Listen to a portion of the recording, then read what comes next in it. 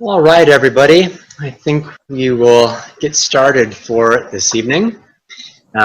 Thank you so much for joining us this evening. For those of you who don't know me, I'm Samuel Singer. I'm the founder and executive director of Wyoming Stargazing. And welcome to tonight's presentation of the World of the Tetons Science Speaker Series. We're excited to have Dr. T.S. Kelso with us tonight, and I'll introduce him in just a moment. But before I do so, I just wanted to remind everybody that all of you who are here have a ticket in our door prizes, and we'll be drawing names for our door prizes after Dr. Kelso's presentation. So definitely stick around for that after the Q&A. We've got some stickers designed by some local artists, as well as a beautiful framed astrophotography print made by one of the Wyoming Stargazing board members, Mike Adler, at his private observatory. So yeah, real good stuff to give away after the presentation. And also a big shout out to all of our board members and sponsors who help make these events possible. We couldn't do this without their support, and so yeah, a big helping of appreciation and gratitude to all of them. So as I mentioned, our speaker for this evening is Dr. T.S. Kelso. He is the Senior Research Astrodynamicist for the Center for Space Standards and Innovation. And he's here to talk to us about tracking our impact on the space environment. And with that, I'll hand things over to Dr. Kelso. Thanks so much for being here. All right. Well, thank you, Samuel, and thanks to Mary and Liz for their help in getting this set up. I have to give a status report to Colin afterwards, let him know how I did. But we'll go ahead and get started here and see how all of our prep work went. But so what I want to talk to you about tonight is our impact on the space environment. So we're all into astronomy. We're used to going out and looking at the natural aspects of the space environment. I'm going to talk about the man-made impact that we're having on that environment today. And so I'll start off with a little bit of an overview. So I'll do a brief introduction to who I am and why this is an important issue for me. And then we'll talk a little bit about satellite tracking. We'll talk specifically about two different aspects of satellite tracking. First, the kind that you do when you want to go out and see something. So if you want to go out and see the International Space Station pass over, for example. And then more importantly, and something that some of you may be aware of, and if you're not aware of yet, you probably should be, is the coming changes that are likely for the environment, and they're coming pretty quickly. And so I want to help you understand what's up there today, what will soon be up there if some of the current plans are actually implemented. And then we'll talk about some of those impacts and show you how you can use various tools to help better understand this and maybe help educate some of your friends or colleagues that are interested in preserving our night skies and understanding how to have an impact on whether we can use them for much longer. So my background, I started out when I was in high school doing amateur astronomy, right? So I remember I actually got a job at the grocery store just so I could buy a telescope. That was my first motivation. So I had a telescope and did that before I went off to the Air Force Academy. And while I was there, started developing an interest in orbital mechanics, so predicting where things are going to be in orbit. And in particular, at the time, it was where the planet's going to be. And back after I finally graduated from the academy and went to my first assignment in the Air Force, I was out in Missouri, and we didn't have a whole lot of anything else going on. I was doing a lot of astronomy in my spare time in the evenings. And one night, the weather forecaster came on and said, Skylab's getting ready to re-enter. And if you go out and you look at, this place in the sky at such and such a time, then you'll be able to see this dot of light moving across the sky. So I called one of my friends. He came over. We went out, and sure enough, at the time that the weather guy had said the satellite would pass over, we saw this dot of light passing over the sky. And at the time, I was just getting into personal computers, maybe a little earlier than most people, but had my first computer in '78 and was actually trying to write programs in BASIC to predict where the planets were going to be. And I thought, oh, this is cool. I want to know how to do this. And so that kind of became my motivation to do something a little bit different. And the challenge at the time, back in '79, besides the fact that even though there were computers, there were no way to connect computers to actually communicate or exchange data that you might need. Even doing the things like predicting where the planets were going to be involved getting a book and typing the numbers, for the orbital parameters into the software. There wasn't a way to just download the data and use it. And so the quest became, how do I get the data for these artificial satellites and then figure out where they're going to be? And eventually I ended up, a couple of years after that, I ended up in Sunnyvale, California, which at the time was where the Air Force did all their command and control of their satellites, which weren't a lot at the time. And I happened to be in the middle of Silicon Valley as the whole communications revolution started. And of course, the revolution started quite slowly. And we had computers, and we had these things called modems. I don't know how many of you are familiar with those, but if you are, you remember the nice racket they made when you plugged your phone into them.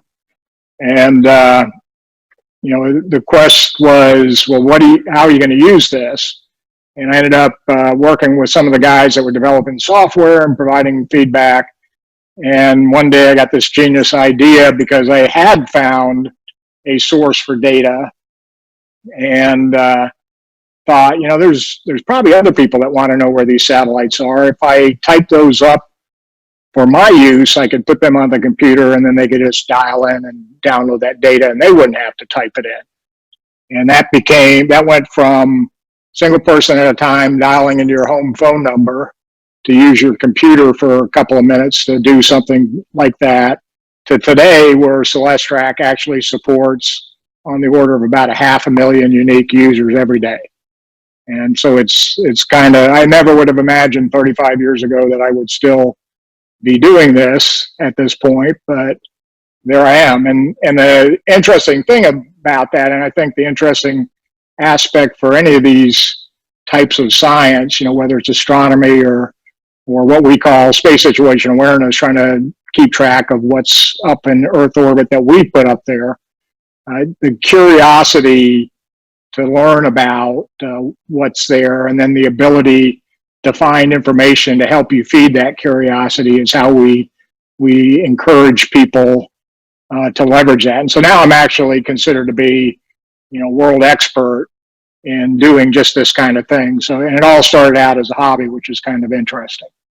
So, Celestrak, the focus, and you'll see that as we go through the presentation, the focus is providing the data that people would need to know where satellites are going to be, and to help educate those people, whether they're trying to do something like write their own computer program to track satellites, or they happen to be, say, a policymaker or a lawmaker, and they're trying to figure out what some of the impacts are and what's up there and what that might mean for our future.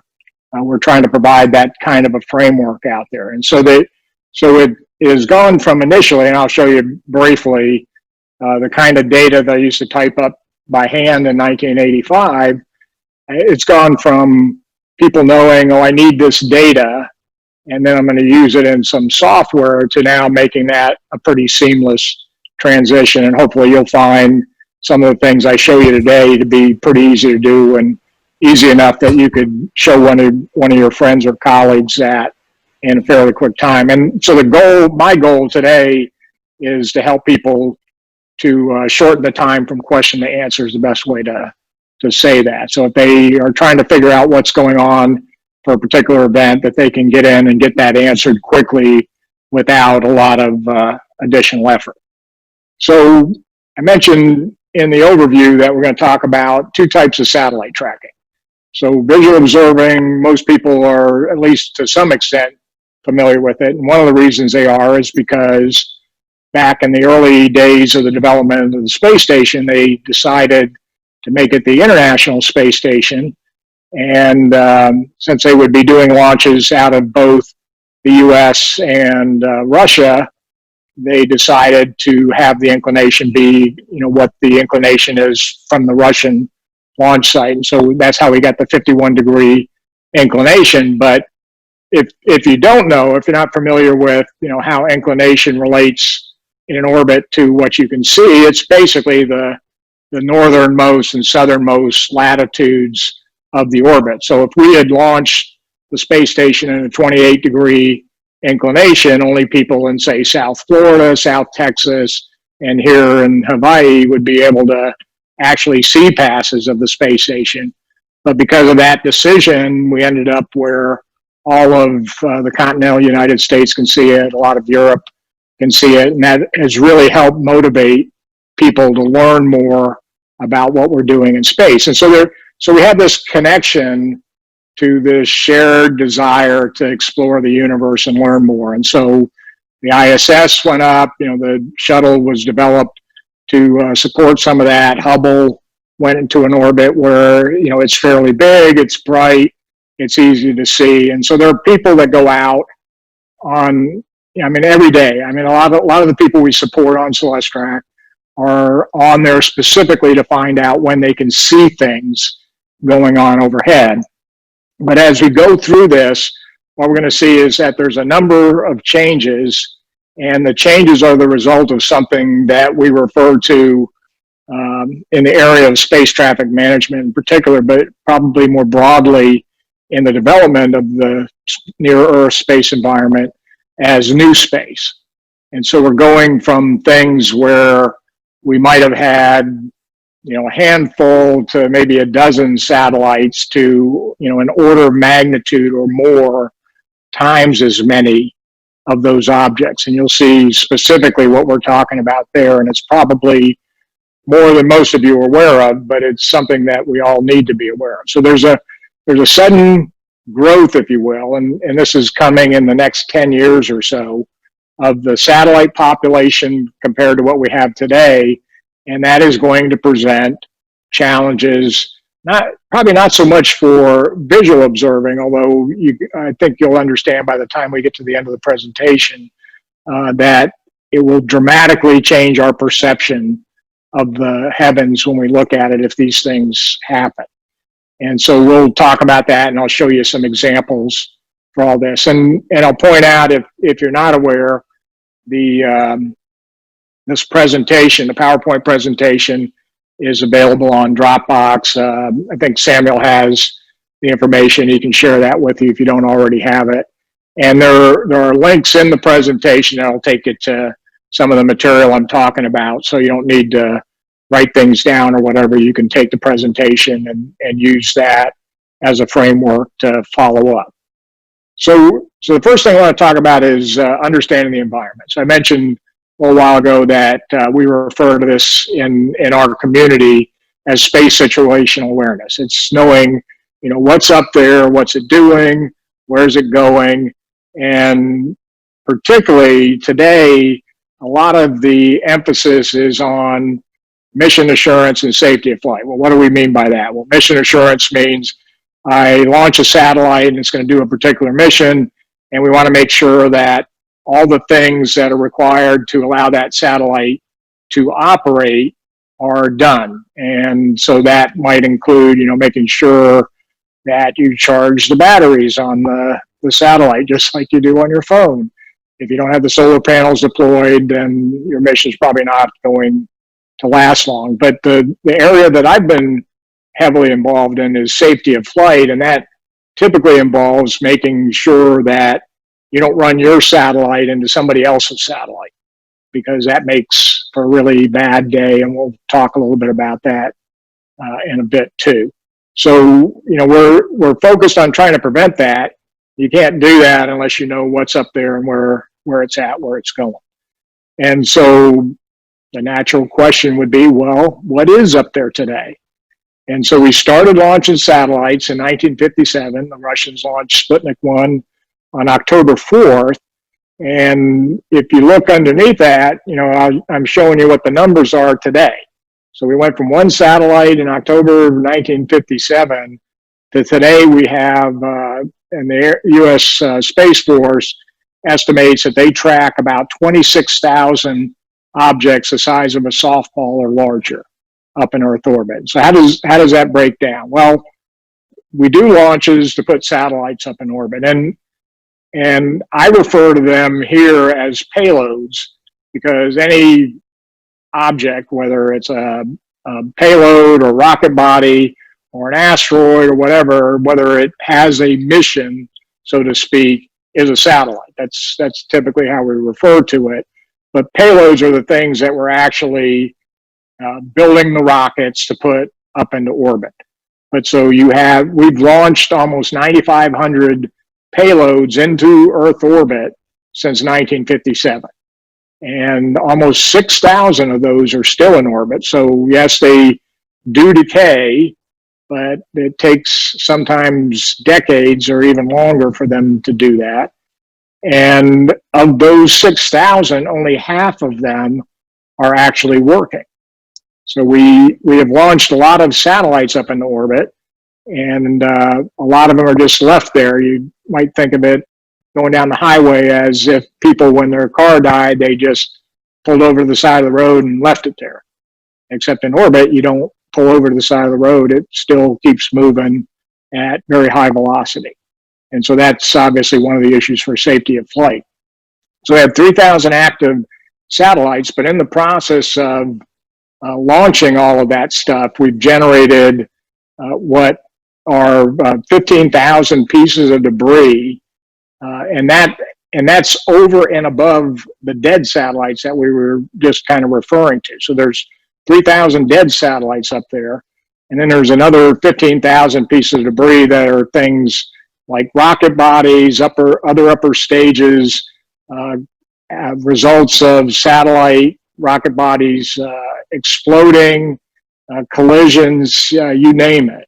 And again, these are only the objects that are big enough for the U.S. Space Surveillance Network to track, which is about the size of a softball.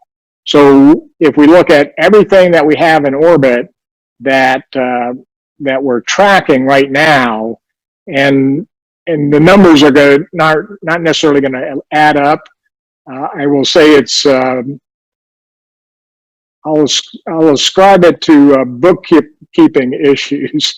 There are various categories of satellites that we know they're still up there. We just don't know where they are, and yet they're big enough to track. So I'll leave that to sink in a little bit, but it's a little disconcerting that we put so much junk up there that we can't even keep track of the larger pieces.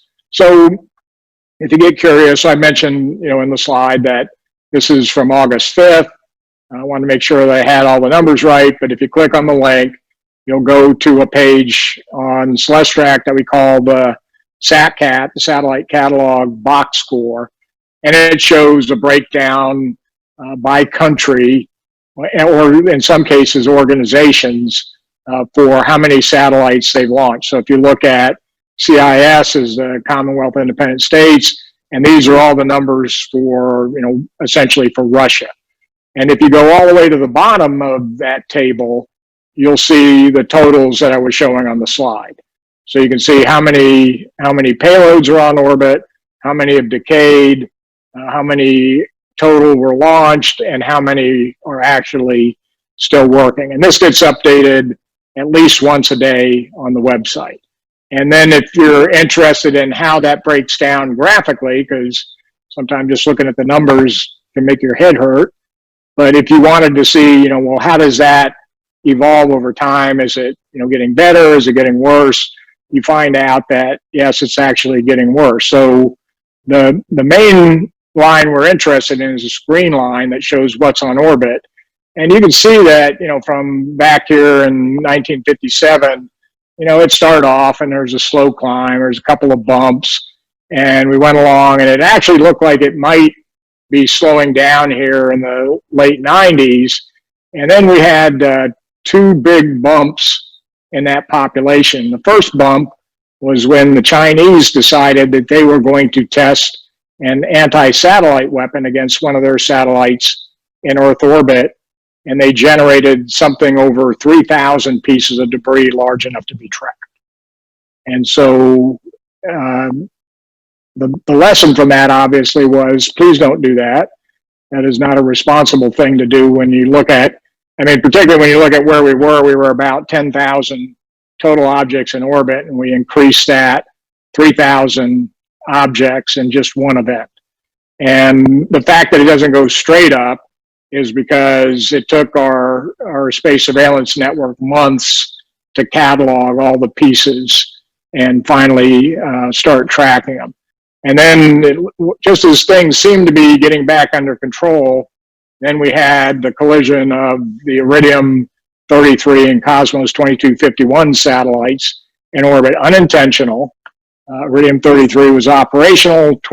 Cosmos 2251 was a dead Russian communication satellite, and combined they generated another probably 3,000 pieces of debris. So things went up pretty quickly in that time period, and then got people pretty interested in, like, hey, how do we maybe do something responsible to prevent these kinds of things from happening? And that's a lot of what I do in my day job. But you can see that the number, again, it sort of went back to where we were before, and now all of a sudden it's starting to go up again, and I'll show you why it is in a little bit.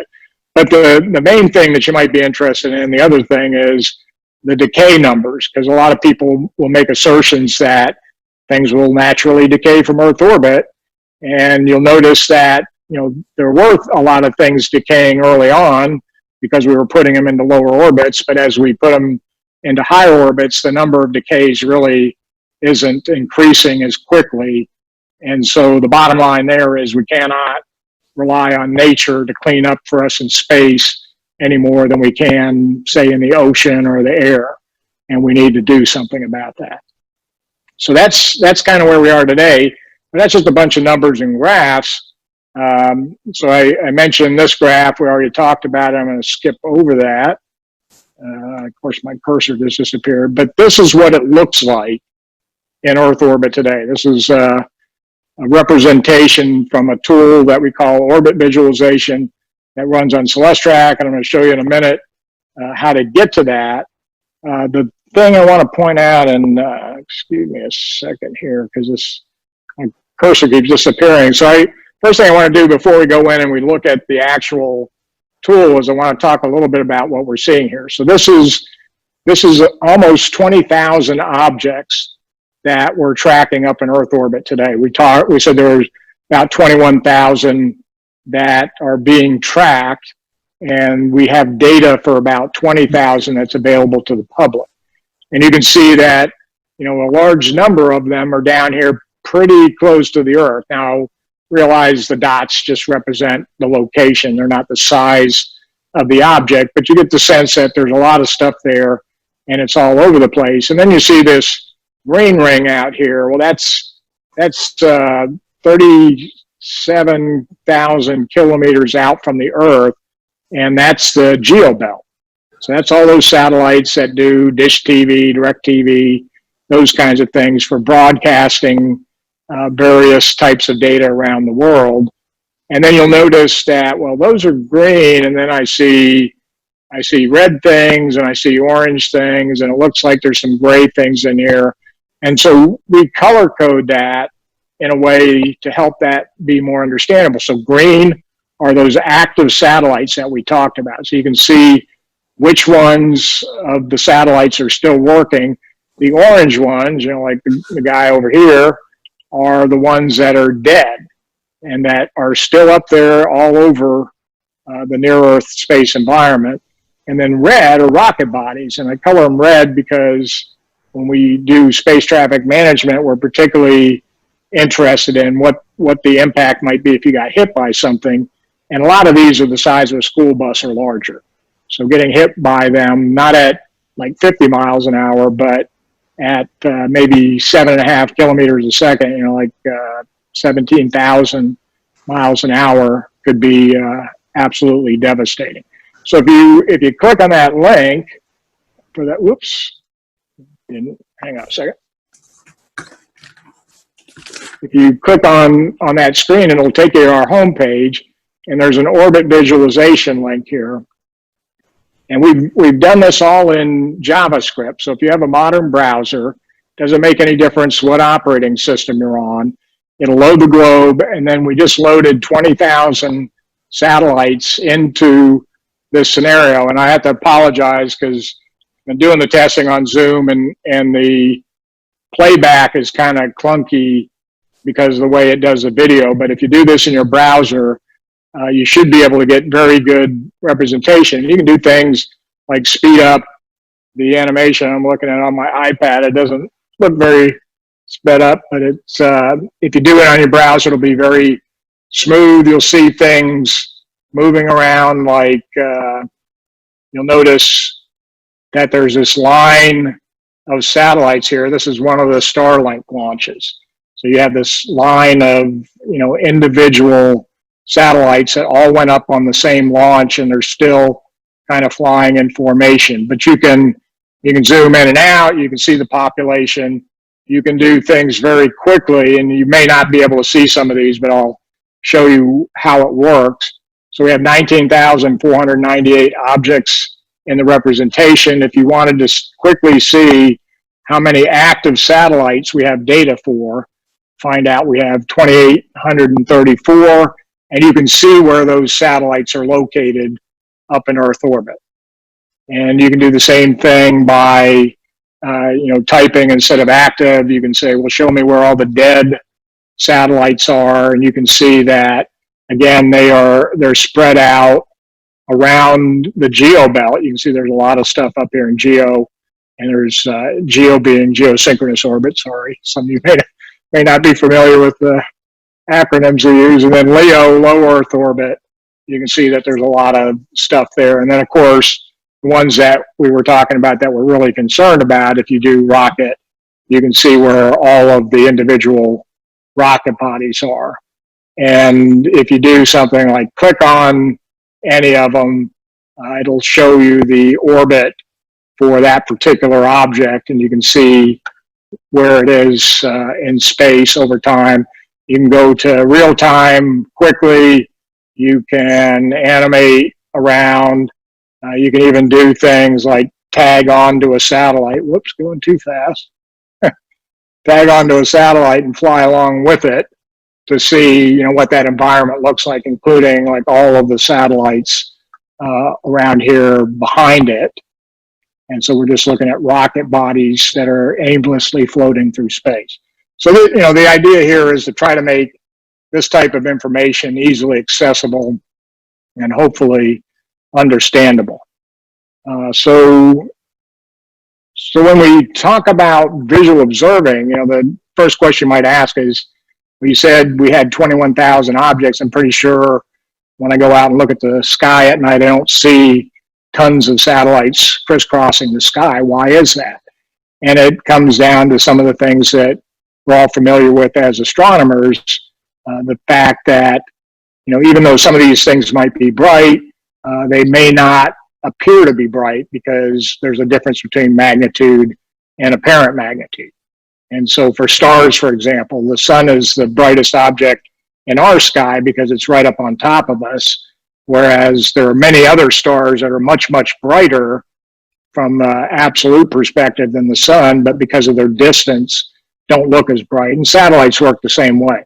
So if they're smaller and their albedo, the amount of light that they reflect isn't as high, they won't be as bright to start with, and then the farther away they are, the less light is actually going to reach you. And that, fortunately, to date, has made the impact of this on our night skies less apparent.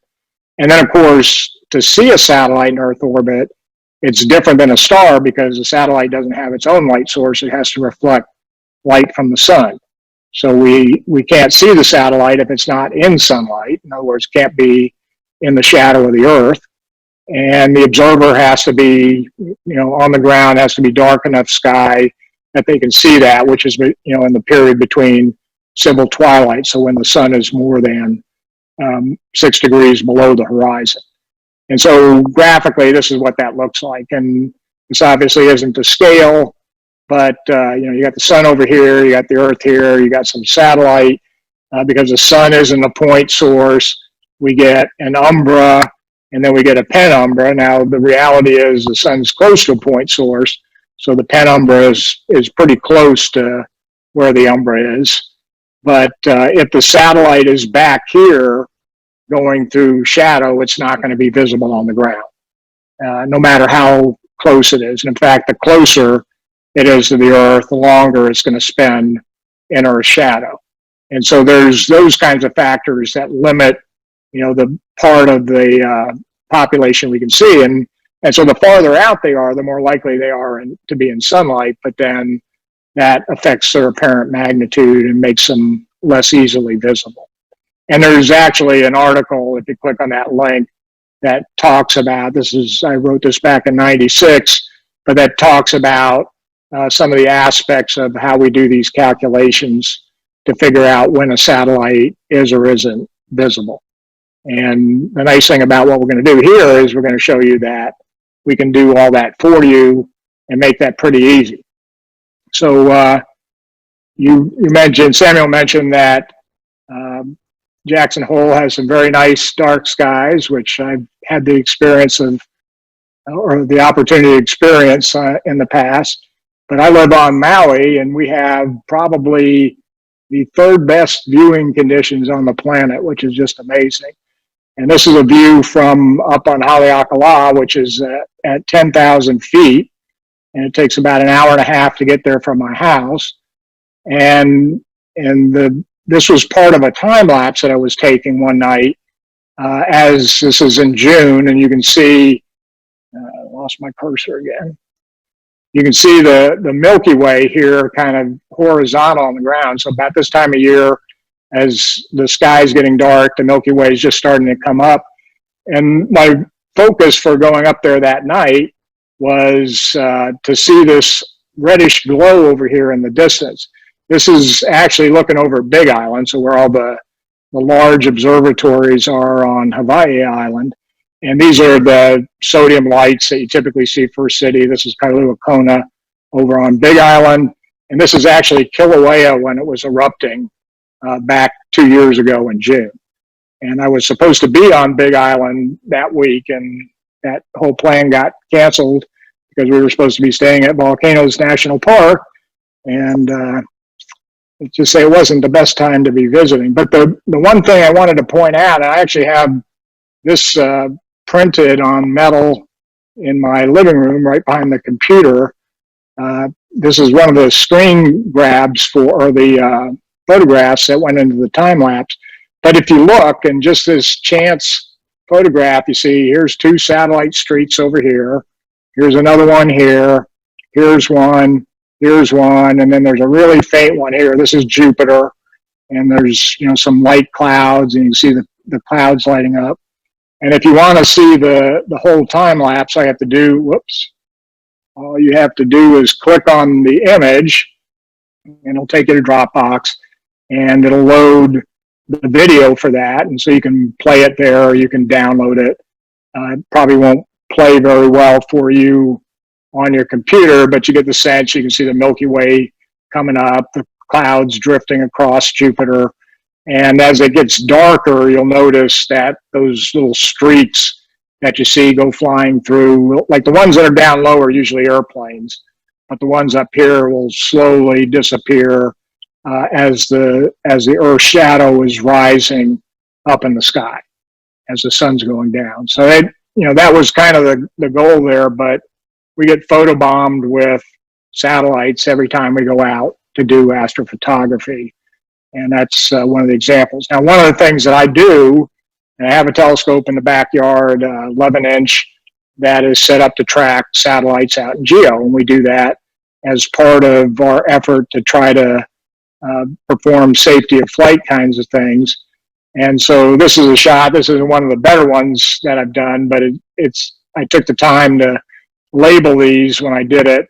And so you can see here's a DirecTV satellite. These two are dish satellites. This is a Canadian communications satellite. And these streaks are actually the stars, because the nice thing about photographing stuff in GEO is it doesn't move relative to the ground.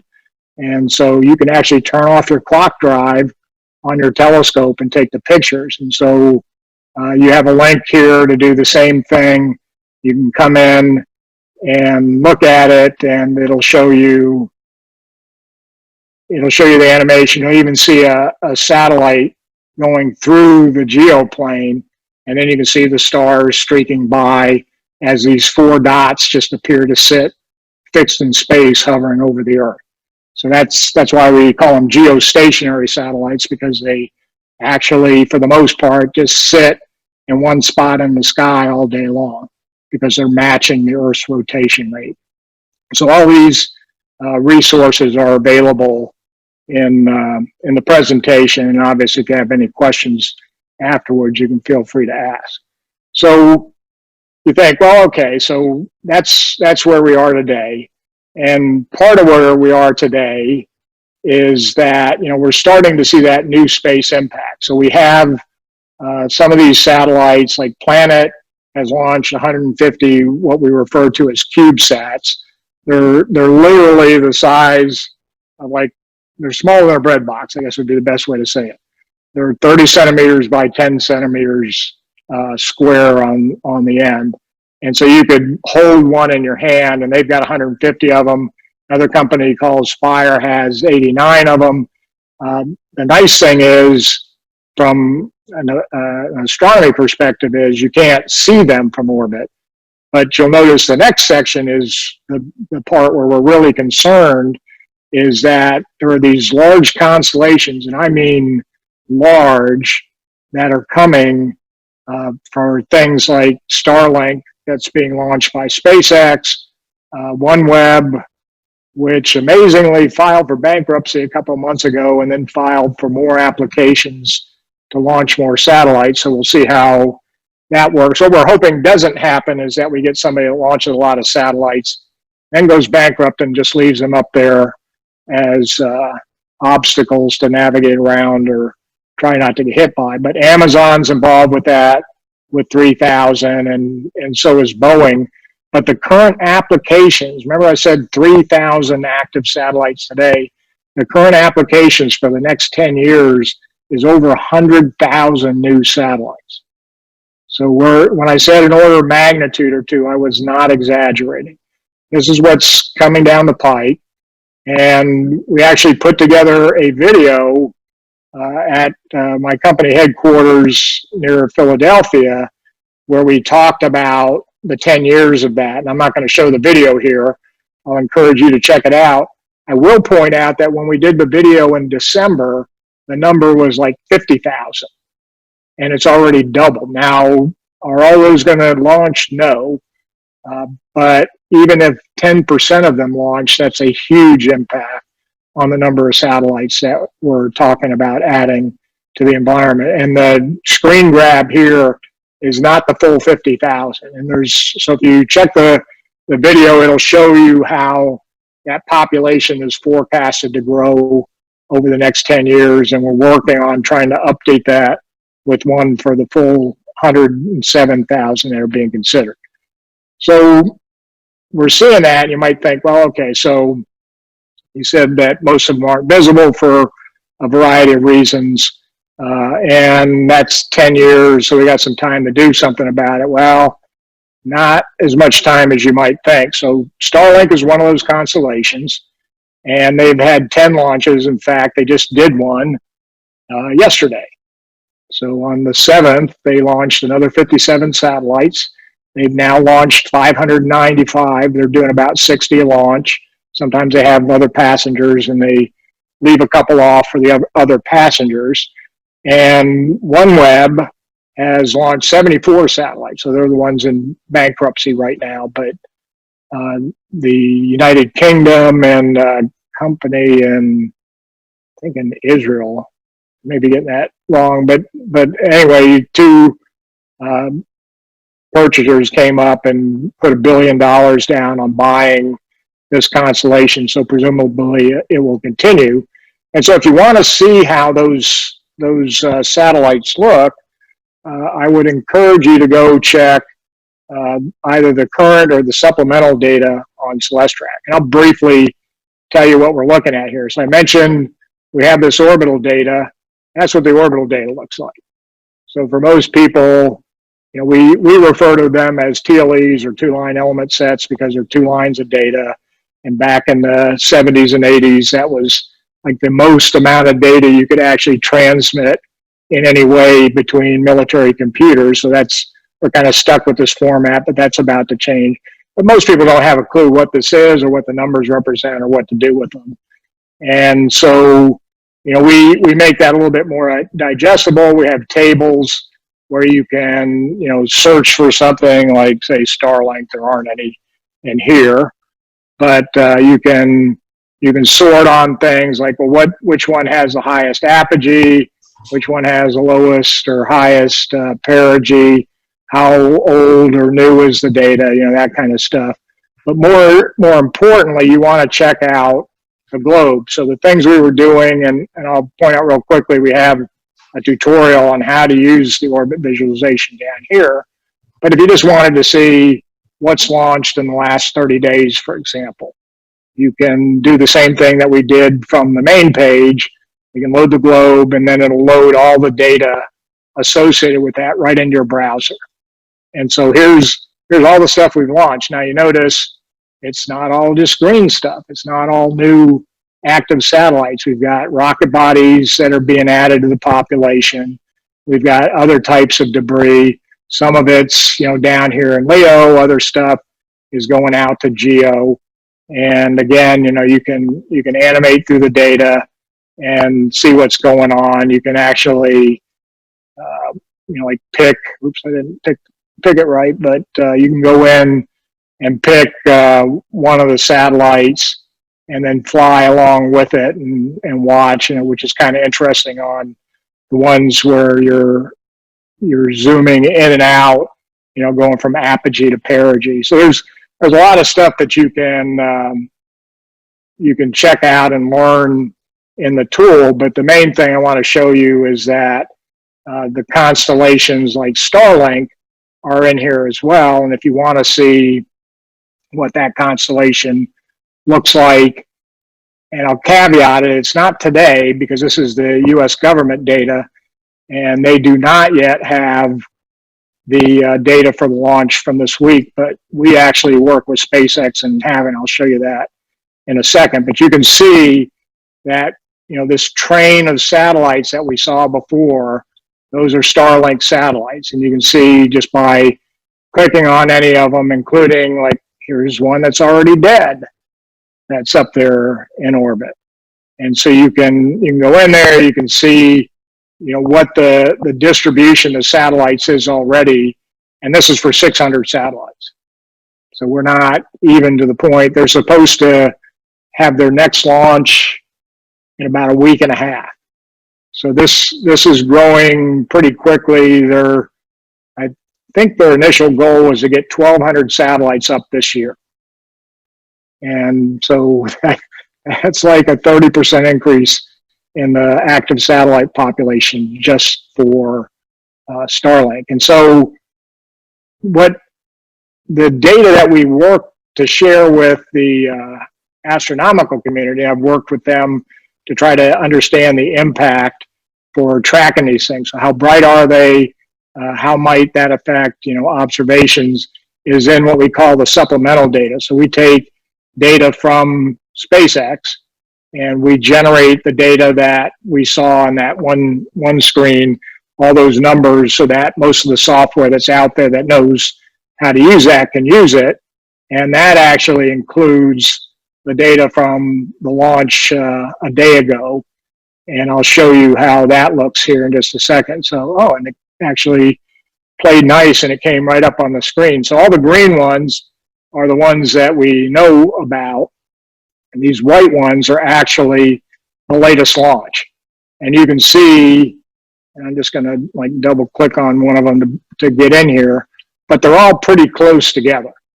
So they just, if you watched the launch the other day, you notice this whole like stack of satellites just drifts off the front of the rocket, and then they just kind of drift apart. And this is what they're doing right now, is they're slowly, in fact, if you look up here in the front, you can see there's a couple of them that are still pretty close together. And so you get the same sense for, what the distribution is. And so it's like, well, that's a lot of satellites, but what does that really mean? Well, this is what it really means. This is from right after the launch back in May, end of May. And I'll apologize for the quality of the video, but you'll get the idea. These stars are probably third or fourth magnitude. And this is like a day or so after the launch. And here's the, oops, did I hit? There we go. So here's the stream of satellites coming through, and they're like magnitude 1, or maybe even brighter in some cases. You can see there's a little bit of variation in what's up there, but that's how visible these things are when they're first being deployed. And we're talking about having thousands and thousands of them up there. And so if you do the math on it, if they are this bright, and we've been working with SpaceX and the astronomical community to understand exactly what the impact is. But if they end up being that bright, and we all know that under good seeing conditions, you can see maybe 6,000 stars naked eye, and then you add 10,000 satellites that are clearly naked eye satellites, that's going to dramatically change what we experience in the night sky. And of course, here's the impact for the professionals. Here's one of these multi-array sensors, and one of those trains of Starlink satellites going through the field of view as they're recording their measurements. And so each, the breaks in here, why my cursor keeps disappearing, these breaks in here are between the sensor elements. And so there's actually, a continuous street going across, and they're just jumping from one sensor to the next. But if you were recording that for some type of scientific observation, you can understand how that would have a significant impact. Now, the good part is that you can predict how not to see them, just like you can predict to see them. But the more we get up there, the harder that is going to become to be able to do. And so that's kind of the implication for that. And even things like, you've probably all seen videos from the International Space Station where they're flying over the pole and they're doing, video of the aurora. This is a screen grab from one of those videos, and here are about a dozen of those Starlink satellites in that field of view. Very easy to see from the space station. The stars are streaking a little bit in this direction, and the satellites are streaking in a different direction, which indicates they're not, part of the star background. And somebody went through and actually identified what each one of those are. But you can imagine once we get to the point where we have thousands upon thousands of these up in Earth orbit. So the last part of what I wanted to show you is, if you're interested in doing this, we've made this, pretty easy to do. So I mentioned on the supplemental data page that there are some videos there that show you how to use OrbitViz. There's also a tool that we're doing in beta that we call Pass Visualization, and it's intended to help you to easily get in and figure out when a satellite is going to be over your position. So I'm going to go ahead and just go into the site. So here we're on the supplemental data page, and the main thing that we have people coming in to this page for these days seems to be the Starlink data. In fact, we get about 200,000 downloads of this data file every day, every single day. So, some of those are professional astronomers trying to figure out, well, which one of these satellites was darkened, so we can assess whether that has a significantly dimmer appearance than the control satellites, if you will, to people just wanting to see what you can see tonight. Now, you won't be able to see, well, you will be able to see it tonight. It'll be in the morning your time, and I'll show you how easy it is to figure that out. So we have the globe as the orbit visualization. The past visualization is this little eyeball. And so if you click on it, it'll do the same thing. It's going to bring up, essentially the same kind of framework, but this is now all based on your observer location. And so what you do, the easiest way to do this is just to say, I'm just going to use my current position, which, if you aren't aware, your browser pretty much knows where you're located, which was really surprising when we were doing this testing. It's like, oh my God. And so if you say allow, it will take you directly to your location, and you sit there and say, well, okay, it just looks like the ground. How do you know where you're at? Well, if you hit the little house over here to go to the home view, you'll see it's right over, where I'm located. So if you're wondering where I'm doing the presentation from, that's where I live. And it's pretty easy to get in there. Now, of course, you guys don't care what the passes are going to be over Maui. You care what they are for Jackson Hole. So at the bottom of the screen is your observer location information. And I'm just going to hit the X on that to cancel out that location. And then I'm going to come in and say enter manually. Now, you won't have to do this if you're doing it from your location, but I'm going to type Jackson Hole. And then when it comes up, I'm going to click on that and say select. And then lo and behold, boom, there I am. I'm in Jackson Hole. It's like, nah, no, you're not. It's like, well, sure I am. We'll do the same thing. We'll go up. And it's like, well, there's where Jackson Hole is located. And we can zoom in all the way into the town and see the streets and probably maybe some of your houses there. But this will be close enough for the kinds of calculations we're trying to do.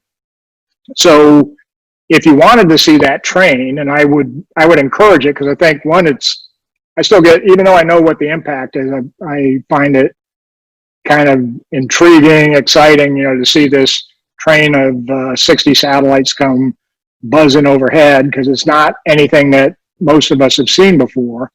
But so what I'm going to do is so we have, if you look at the bottom and you won't be able to read it, there's 575 objects in this data file. And we only care about the ones that were just launched. I happen to know that the international designation that's in this column for those is 2020-055. Not something that any normal human being would know, but so be it.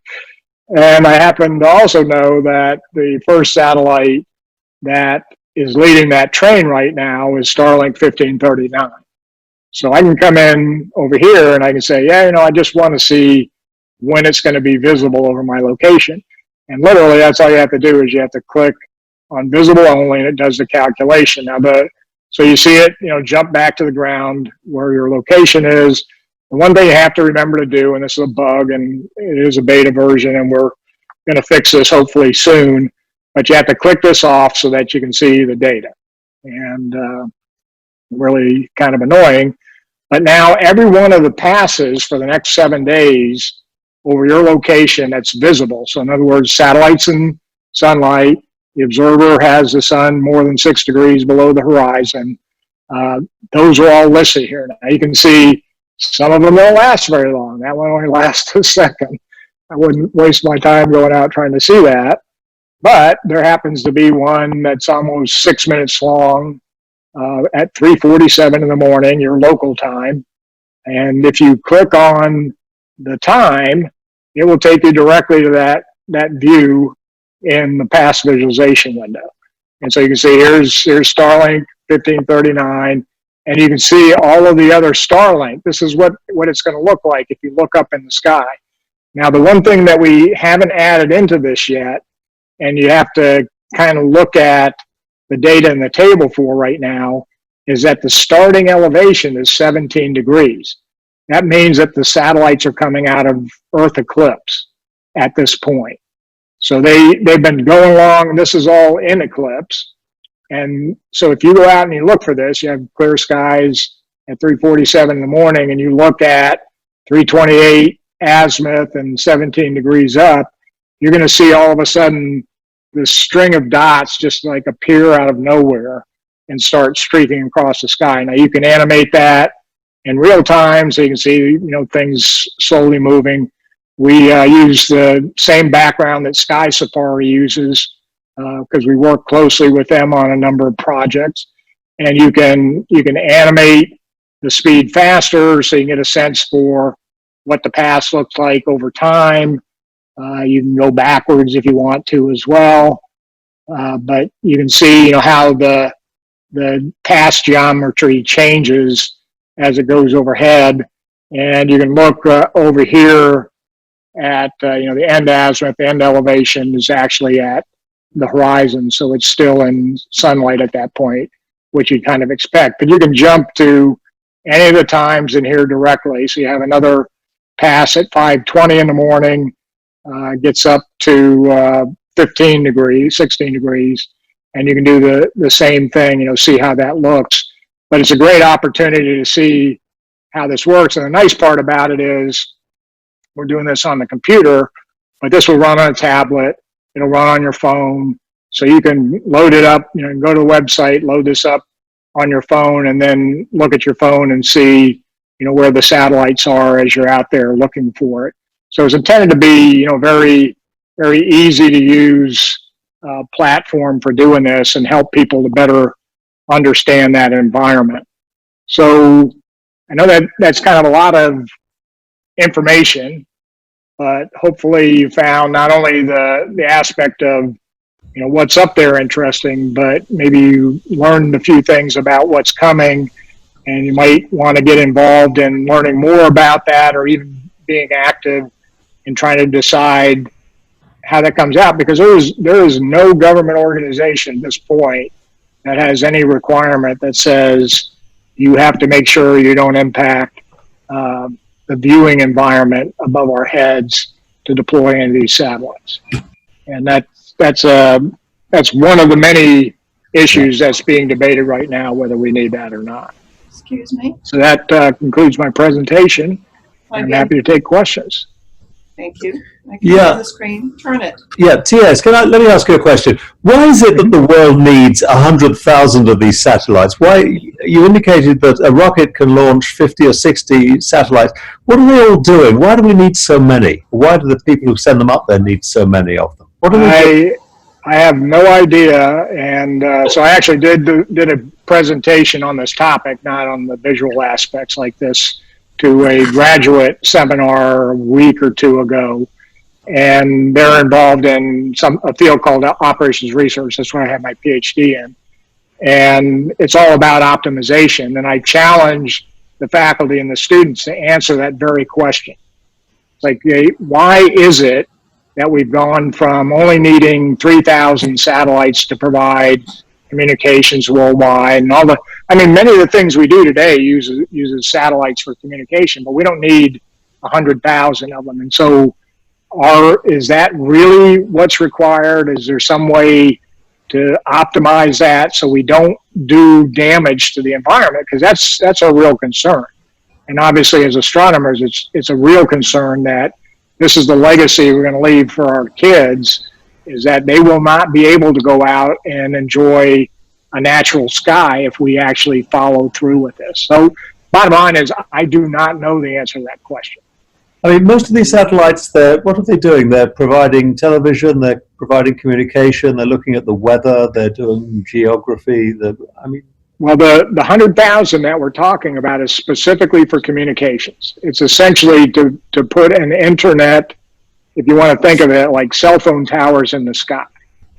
Mm. Now I recently looked that up. It's like, well, how many do we actually have on the ground? And I think we have 300,000 in the US. So there's a lot of cell phone towers, but they're limited because, you have the curvature of the earth, right? So you can only see so far.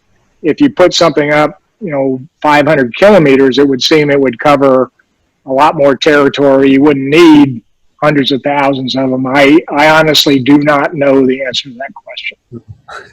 Amazing. Thank you. I have a question. Mm-hmm. So I would like to know what efforts, if any, are being made to dispose of broken satellites or defunct models that are no longer in use. That is, I'm constantly going, well, before the pandemic, I was constantly going to conferences and challenging people to think of this as an environmental issue.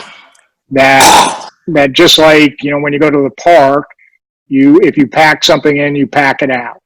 Why is it that we have this mentality that it's okay if we just toss our junk out in orbit and leave it there, because who's ever going to notice it? And we are going to notice it. And so there's a building pressure on the community to stop leaving things in orbit. There's a building effort to try to reduce the amount of things that are required to put things in orbit. There's not quite as much pressure, and this needs to change. And some of the companies like SpaceX are, I'll say, asserting, whether they do or not, I guess remains to be seen, but asserting that they will take their satellites out of orbit before they die, because that's always the issue. You spend millions of dollars to put it up there, and it's like, when you get to, if you think about it from an economic perspective, when you get to end of life, any profit you're making off of that is like, or any money you're making off is pure profit, because you already spent all the money to get it there and everything. And unfortunately, the profit motive drives operators to leave their satellites up there till the very last minute, and then they either run out of fuel or the thing dies unexpectedly, and then it's just junk forever. And so the natural question after that is like, well, why don't we just start going up there and taking it out of orbit? That is an exceedingly difficult task. And the estimates to do it, so you might think a reasonable thing to do would be these large rocket bodies. Let's take those out of orbit before they collide with something to generate even more debris.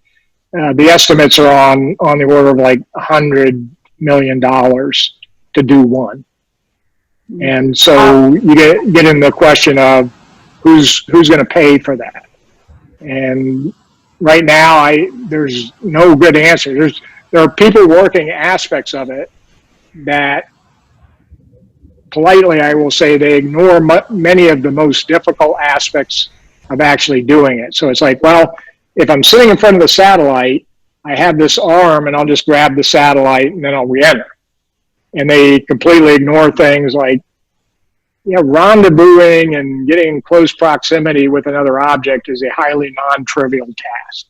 Or when this thing is dead and it's doing this, where am I going to grab it, and how am I going to make sure that I don't just end up creating more debris in that process? And so it's an extremely challenging problem, and it's something that should give us serious pause before we start putting more of this stuff up there. If we don't know how we're going to get it out, we shouldn't be putting it in the first place. Thank you. Thank Sure. you. Any other questions?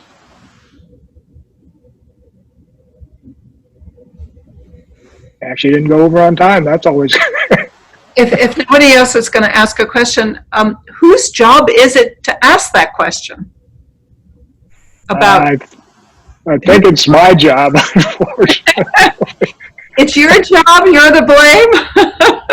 Oh no, I'm not to blame, but no, I was being sarcastic. Is it no. whose job is it to propose policy legislation that actually says that you have to provide deposit or assurance at the dead end to return these objects? Unfortunately, there is not anybody that's doing that, even on the U.S. side. So I work on pretty much a daily basis with people all around the world trying to address this issue. And a lot of them are in the U.S. And the U.S., as we do in a lot of cases, seems to think it's like, well, we're just going to tell everybody else how to do it, which doesn't really work. And we could spend a whole hour just talking about that. But even in the U.S., there's nobody that's doing that. So we have policy that says that the Department of Commerce is the one that is supposed to be responsible for what we call space traffic management. And presumably space traffic management, of course, you have to get into the definitions now for what that means, but it should affect not just when you're in orbit and there's something coming toward you to warn somebody and tell them or give them advice for what they should do to avoid a collision, but it should also involve don't put things up there that you're going to leave up there that are dead. Make sure you can get your satellite out of orbit in a reasonable amount of time. Right now, the only international agreement we have, and note I say agreement, not regulation, is that you're not supposed to leave things in orbit more than 25 years after the end of the mission.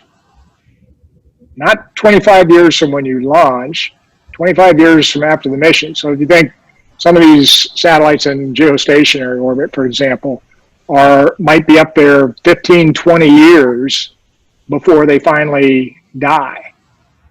And then of course, they don't re-enter them. They do what we call deorbit, and they just move it further out away from the Earth where it's not going to affect other satellites in geo, but we're still leaving it up there. And so there is no agreement. And I spend my time going around and trying to get people to understand this is an environmental issue. And for those of us in the islands, we think of things like the Pacific garbage gyre out there where you have miles and miles and miles of just all sorts of plastic and everything. And it's the same problem. Nobody sees it, so it's not a problem. But it washes up on our beaches. It washes up. Even, I showed you a picture of Kilauea. It formed, I forget how many miles of new coastline. Months later, they were finding microplastics scattered all over that new pristine beach. So, this is what we're doing in orbit. We're only tracking things this size or larger. There are microplastics, if you will, in Earth orbit too that are degrading solar rays and potentially jeopardizing human space flight, that kind of thing. And we have got to get serious about doing this and figure out how to do it, not just the U.S., because we have to work with every single country on the planet that wants to put stuff up in space. So what I have done in the last 15 years, my last job in the Air Force was the head of analysis for what was then Air Force Space Command. And, we ended up, this was right after September 11th, and I was responsible for providing analysis and support operations, say, in Afghanistan and Iraq. And one of the things that quickly came to my attention was all of our communications going between the U.S. and those theaters of operation was going over satellites in GEO, and 90% of them were commercial satellites. It's like, oh, that's interesting. And it's like, who screens those satellites to make sure they don't run into each other? Fuck. And the answer was nobody. Jesus. Nobody. Right. I mean that, and so I had someday if you corner me and buy me a drink, I'll tell you the backstory. But basically, the question was, look, we're screening all of our DoD satellites for collisions, and it's like, right. So if two DoD satellites are going to get close, they'd tell the two operators, they'd figure out what to do. If a DoD satellite was going to come close to a commercial satellite, they weren't going to tell the commercial guys, boo. They were going to tell the DoD guy, supposedly he's smart enough not to run into the other guy. Not as clear cut an issue as you might think. And they would do something. And then the question was, what would you do if it was two commercial satellites? Like, we don't have a requirement. And so even though our comms are going over there, and even if two of those satellites run into each other and cause debris that is going to circle the belt forever, as far as we're concerned, we will all be dust long before any of that moves out of GEO. and it will impact every DoD satellite in orbit. What's your answer? We have no requirement. And so after I left the Air Force, on Celestrak, and it still runs today, we have a service that screens everything up in Earth orbit for potential collisions. And it's the demonstration system. I won't get into the details of why that was necessary, but that has evolved to now there is an international organization called the Space Data Association that has 30 operators from around the world. So a lot of US, a lot of European, some Asian operators, but no Russian, no Chinese, no Indian, but we are screening more satellites than anybody else for potential collisions. We're screening 700 satellites every single day to try to advise them what issues might be coming up that they have to deal with. The only other organization that does anything on that scale is the U.S. government, and I already kind of alluded to some of the issues we have with their data and why we're doing what we are. But the answer is nobody is doing anything, and Congress isn't even funding the Department of Commerce to do what our policy says they're supposed to do. So we are going nowhere fast at this point, and we need to figure out how to continue to build an international collaboration to try to move this thing forward. Thank you. Sure. Any other questions? Yes, there was a couple questions in the chat, one of which you just addressed about whether or not there are any advocacy nonprofit organizations that are doing effective work to try to mitigate this problem. It sounds like that's not the case. The Space Data Association is a not-for-profit organization. So we have everybody from NASA and NOAA are a part of that. So we screen about 30 NASA satellites every day. We do all the NOAA, geo weather satellites, and then EUMETSAT, which is kind of the NOAA equivalent in Europe, and then all sorts of commercial operators, including Planet and some of the largest satellite operators on the planet. Unfortunately, not SpaceX, for example. So there is, but that was formed because the governments, any government, weren't doing anything, and those various organizations realized the need to work together and share to avoid making things any worse than they already are. Okay, so what was the other question? The other one is a bit more apocalyptic. It brings to mind the movie Gravity, actually. And the question is about, what really is the worst case scenario of, a buildup of space junk and potential collisions between, some of the big things up there you talked about, like, rocket bodies. Yeah, the worst case scenario, I think, is having two rocket bodies collide. And so, the thing that most people don't understand is that, I guess the impact of, I don't mean that in the sense of a collision, but the impact of having two objects that size collide is a factor of the energy involved. And so we know that, energy, in this case, we're particularly interested in kinetic energy. So it goes up, linearly with the mass. So if the mass is 10 times bigger, the energy is going to be 10 times bigger. But it goes up as a square of the velocity. And so, when you do a lot of stuff with Earth orbit, you realize, things down we'll start at geo. So the farther out they are, the slower they're going. So things in geo are going about 3 kilometers a second, so about like 2 miles a second. And then when you get down to LEO, they're doing about 5 miles a second. So they're doing faster down there. And what most people think is, LEO's here, geo's here, never the twain shall meet. Problem is, when we launch the geo, we put things into LEO first, and then there's a rocket body that goes up and dumps the satellite off in geo. And so these rocket bodies tend to be doing this. They're going from up here in geo, where they might be doing maybe 1.5 miles a second, which is not slow, by the way. And then when you get down to Leo, they're doing about 6 to 7 miles a second. So they're faster than the stuff in Leo. So if you were to have, an object collide in those orbits, it would not only impact, say the collision happened in Leo, it would not only impact the stuff down there, it would drag all the debris back up into geo and just basically spread it all around. And what happens when you have these collisions, the easiest way I can explain it, they're not like billiard balls hitting.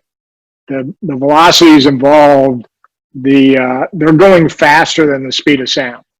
So if you have two objects hit, the objects are interacting before the shock wave actually gets to the point where they're interacting. They turn into a plasma. And it's sort of like having two garden hoses shooting through each other. I mean, it's not, both garden hoses are going to keep going, but you'll see it, kind of spray out. And that's what you end up doing. And you end up having these orbits where, just like we have with comets. So you have a comet comes apart, then we have meteor showers associated with the debris from that as it spreads around the orbit. We would have the same thing in Earth orbit. Is it going to be, there's a syndrome they refer to as a Kessler syndrome. The movie Gravity is, say it plays a little loose with the physics, but it at least gets people thinking. But the reality of gravity is this stuff is going so fast, you would never even see it coming. I mean, if you think, so, an object in Leo, 7.5 kilometers a second, a high velocity rifle bullet is maybe 1 kilometer a second. So it's going 7 times the speed of a high velocity rifle bullet. You're not going to see that bullet if somebody shoots it at you, and you sure as heck not going to see something going 7 times faster, which, by the way, is going to have 50 times more energy. So if you got hit with the same bullet, it's going to do way more damage. And so, obviously, the more you put up there, the more impacts you can have. How bad it can get, I just hope we don't have to find out. But there's a lot of us working every day to try to make sure that we don't get to that point. But you saw all the dead rocket bodies up there, and nobody's really monitoring them, and it wouldn't make any difference if we were, because we can't do anything to stop it. So that's, from a worst case perspective, that's certainly coming. There's no way to stop it. We try to stop it with active satellites, but that's 3,000 out of the 26,000 objects that we can track today. That's not enough. And then if we put another 100,000 up there, all bets are off, to be honest. Is that apocalyptic enough? I think that about covers it. Well, any last questions for Dr. Kelso before we do the door prizes and the raffle?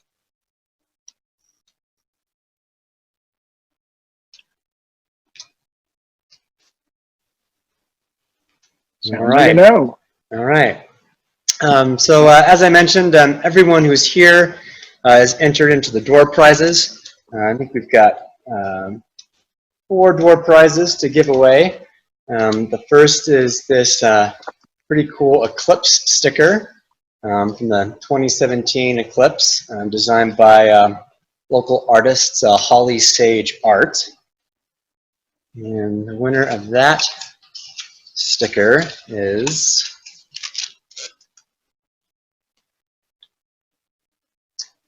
May Her. Still with us here, May? Saw your name earlier. Samuel, I can give it to her. Oh, great. All right. All right, so we've got another eclipse sticker here, slightly different design for the second door prize. And the winner of that is Wade Mosley. All right. I'm here. I can get it to Wade. Thanks, Liz. Another sticker designed by the same artists. And the winner of that sticker is Stephanie Warren.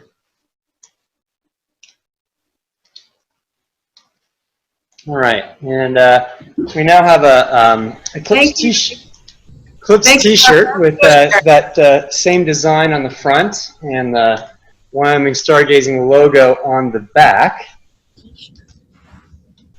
That lucky winner is, so I don't know if this is just a screen name. I'm not quite sure how to pronounce it. I think the last name is Bayz, B-A-Y-Z. The first name was C-H-U-N-G-I. You still here? Hopefully we can track you down. And then the grand prize for the door prizes is this astrophotography print of the Horse Nebula. Sorry about the reflection there, but a really lovely print by one of our board members, Mike Adler. And the winner of that print is, oops, got 2 tickets, Claudia Mano. Hope I got your name right. Morrow. Claudia Morrow. And Claudia, we'll get a hold of you and make sure we get that print to you. All right, and we also have a raffle for people who bought raffle tickets for one more astro print. This one is of the North American Nebula. Really beautiful print there. And the winner of that raffle prize is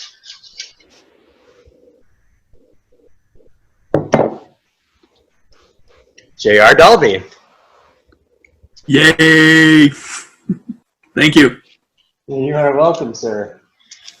All right. Well, Dr. Kelso, again, thank you so much for that fantastic presentation. It was really wonderful.